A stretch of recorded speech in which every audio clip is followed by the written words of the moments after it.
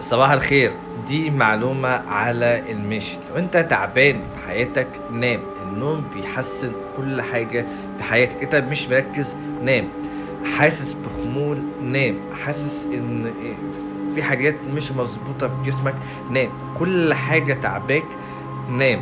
انت مش عارف تركز في الدراسة، مش عارف تركز في المذاكرة، نام واصحى ذاكر. النوم بيحسن كل حاجة، خاصة لما تنام بدري وتصحى بدري. النوم بدري بيظبط كل حاجة في حياتك، بيظبط صحتك وبيظبط لياقتك، بيظبط تركيزك وبيظبط كل حاجة، خاصة النوم بدري والصحيان بدري.